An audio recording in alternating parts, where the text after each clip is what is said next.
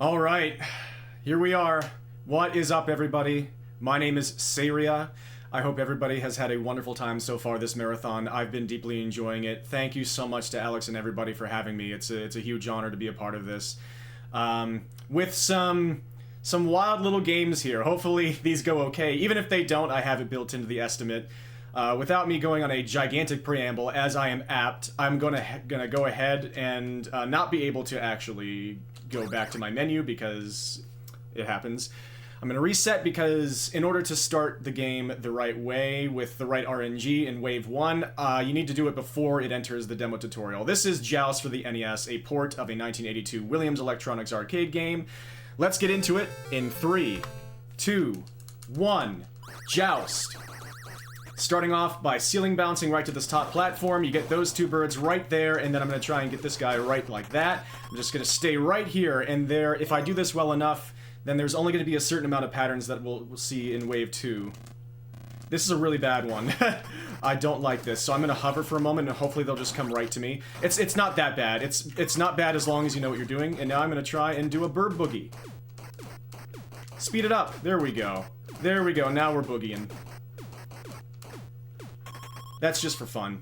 So this is a game in a category that was included in the Big 20 Spring 2023. And that got it a lot of more attention in runners. And this is a rather arbitrary goal of getting 100,000 points as fast as possible, but it's fun. And it's got a lot of interest in runners through the years, and it's got a really cool story to it. And so I'm doing spawn camping. I'm just staying on top of a given spawner and just hopping up and down in a... Oh no, I fell into the ocean and didn't get wet. That is something that happens quite often in this game.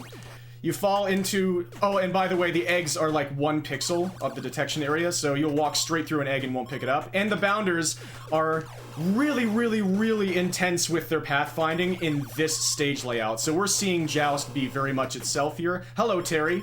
Goodbye, Terry. So those were really slow waves. It is what it is. We'll be fine.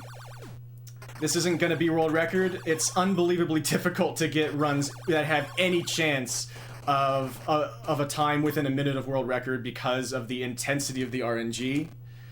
And because it's a ridiculously unintuitive physics engine and incredibly robust. And it's so unwieldy. People call it like basically just you're trying to control a pinball. And it's so unwieldy, and you have to get unbelievable luck every single moment of the game to go really fast. And especially when you're trying to last deep into the game, so that's good luck right there. I'm hoping to just get luck of the draw and get some good rolls with the spawns and have them spawn right where I am, so I can just take them out immediately. There we go. One more wave before, or no, 2 more waves before the next egg wave. 50,000 points is also a speedrunning category. We have a little ways to go until that. That's the shortest category. That is also the NES Prolifics category. There we go. We got 50,000 points there. Not too bad of a time, honestly. You see, I'm bouncing off the ceiling very often because you cannot control your momentum at all when you're in the air unless you're flapping. And that, like, it basically forces you to move up. Whenever... Nice. They did perfect teamwork there. Also very NES Joust. Perfect teamwork at all times. You're just expected. That hunter was perfectly ceiling glued. Also expect that from them. They are horrible, horrible enemies, and they are already appearing this early in the game. Now we got an egg wave here. But yeah, I'm going to be using ceiling bounces a lot to try to control my vertical momentum as much as possible, to try and move up and down very quickly, like right here, to get to this top spawner. That's a ceiling bounce. And it also, as long as you're tracking enemies well horizontally, which can be very difficult, ceiling bounces can deeply increase your chances to hit people without just being absolutely destroyed. Now, pterodactyls are going to be coming out much faster now that we're in these waves. There they are. And so now I'm going to try and see if I can get around them. There we go. Okay. It's going to be a bit tough to get to the spawner here. Yep, I got a jank corner bounce. That's Joust.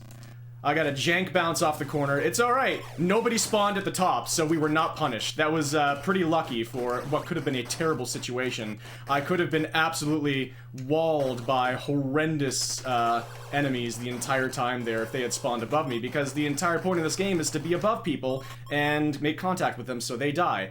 If they're above you and they make contact with you, then you die. By the way, those are good spawns. Holy cow, we got every single one except one. There's a ceiling bounce to make sure I hit that guy. That's what we're talking about. If we get some more spawns here, we can maybe get a sub 5 here. We are not getting more spawns. Maybe we can get 100,000 points before the end of this wave. If you collect eggs before they hit the ground, then you get a special bonus. That is time. That is 100,000 points in NES Joust. Very nice. Sub 5 is pretty darn acceptable for any situation, but especially a marathon. Now we've hit wave 15. So, that is that. Once you get to wave 20 in this game, then the strongest regular enemies appear, the Shadow Lords. And then it just progressively, you get more and more of them until you reach wave 46, and then it's oops, all Shadow Lords. And so, once you complete wave 49, that is the main category of this game at this point. It's like, once you beat wave 49, you've beaten everything that there is to see that is new in the game.